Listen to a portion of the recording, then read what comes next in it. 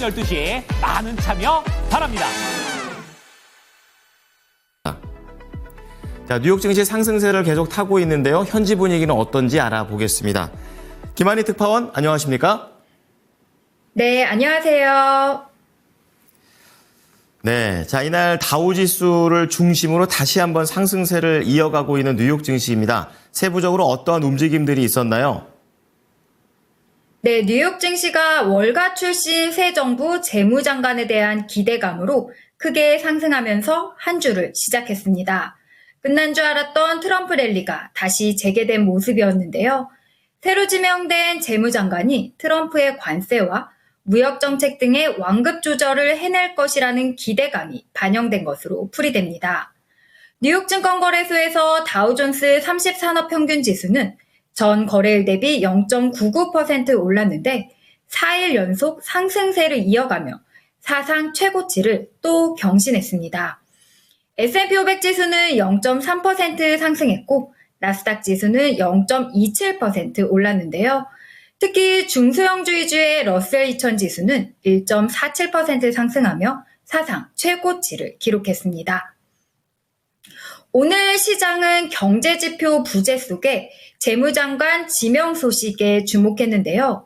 도널드 트럼프 미국 대통령 당선인은 지난주 금요일 장 마감 후 글로벌 투자사 키스퀘어그룹 최고 경영자인 베센트를 2기 행정부 재무장관으로 전격 지명했습니다.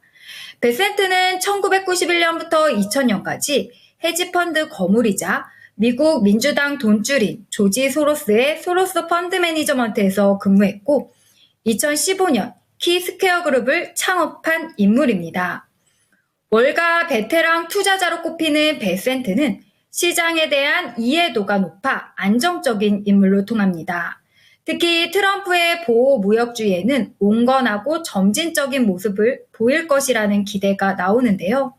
트럼프가 재무장관으로 베센트를 지명한 게 관세 인상을 원하는 지지층과 관세 인상의 충격을 우려하는 시장 사이에서 절충점을 찾은 것으로 보는 만큼 부처와 금융시장 충격을 최소화하는 방향의 정책 설계가 기대되는 대목입니다. 경제학자들은 트럼프의 고율 관세 정책이 수입 물가를 끌어올리고 인플레이션을 다시 부추길 수 있다고 우려하고 있습니다.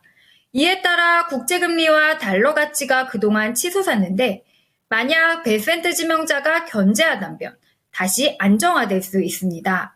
실제 이날 베센트 재무장관 지명에 채권금리는 급락했습니다. 오후 4시 기준 글로벌 국채 벤치마크인 10년물 국채금리는 14.5bp 빠진 4.265%를 기록 중입니다. 12월 금리 인하 확률은 꾸준히 줄어들고 있는 상황인데요. 패드워치에 따르면 연준이 12월 FOMC에서 기준금리를 0.25%, 금리 인하 확률은 54.1%, 금리 동결 확률은 45.9%를 기록해 비슷한 수준이 됐습니다. 네. 자, 말씀을 해 주셨던 대로 이 월스트리트 출신의 재무장관이 오면서 이날 시장은 안심을 하는 흐름이었습니다. 하지만 종목으로 봐서는 또 안 그런 것 같아요. 뭐 엔비디아라든지 테슬라는 큰 폭의 하락세가 나왔죠. 네, 오늘 엔비디아 주가는 4.18% 급락했습니다. 미국 정부가 중국을 겨냥해 새로운 반도체 관련 수출 제한 조치를 조만간 발표할 것으로 알려진 게 영향을 미쳤는데요. 로이터 통신은 지난 22일 미국 상공회의소가 회원들에게 보낸 이메일을 인용해 추가 규제 도입으로 중국 반도체 기업 최다 200곳이 무역 제한 목록에 추가될 것으로 보인다고 보도했습니다. 이들 기업이 목록에 등재되면 미국 기업들이 이들과 거래가 끊기기 때문인데요. 테슬라 주가도 3.96% 급락했습니다. 캘리포니아 주가 연방정부가 전기차 보조금을 폐지하더라도 테슬라를 제외하고 전기차 업체에 계속 보조금을 지급할 것이라는 밝힌 여파인데요. 캘리포니아주 정부는 공정한 경쟁을 위해 경쟁력을 이미 확보한 테슬라는 보조금 대상에서 제외한다고 밝혔는데요. 기후에 민감한 캘리포니아주는 전기차가 가장 많이 팔리는 지역입니다. 특징주로는 메이시스가 당초 오늘 개장에 앞서 3분기 실적을 발표할 예정이었지만 회계 관련 문제가 확인돼 매출만 우선 공개하고 3분기 순이익과 4분기 및 연간 가이던스가 포함된 전체 실적은 다음 달 11일에 발표하기로 하면서 주가가 뒷걸음질 쳤습니다. 현재 강력한 구조조정을 겪고 있는 메이시스의 3분기 매출은 전년 동기 대비 2.4% 감소한 47억 4천만 달러로 집계됐는데요. 이날 오전 뉴욕 증시에서 메이시스 주가는 장중 3%대 하락세를 나타냈고 장 마감에는 2.21% 떨어진 채 장을 마쳤습니다. 미국의 주요 유통업체들이 엇갈린 실적을 낸 가운데 투자자들은 연말 쇼핑 시즌을 앞두고 미국의 소비 호조가 지속될지 판단하기 위해 관련 유통사들의 실적 발표에 촉각을 곤두세우고 있는데요. 지난주 실적을 공개했었죠. 미국 최대 소매업체인 월마트는 기대를 웃돈 실적을 내고 향후 실적 전망도 상향 조정했었습니다. 하지만 다른 대형 소매업체인 타깃은 매출 증가세 및 실적 전망이 기대치에 못 미치는 상반된 모습을 보였었습니다. 고급 로션, 비누, 향수 등을 판매하는 소매 체인 베스앤바디웍스는 시장 예상치를 넘어선 3분기 실적에 힘입어 주가가 무려 16% 이상 뛰었습니다.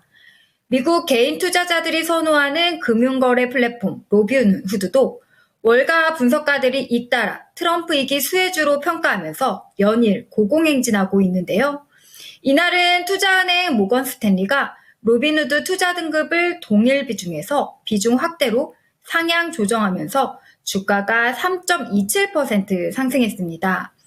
로빈후드 주가는 올해 들어 지금까지 200% 이상, 최근 한 달 새 40% 이상 급등했습니다.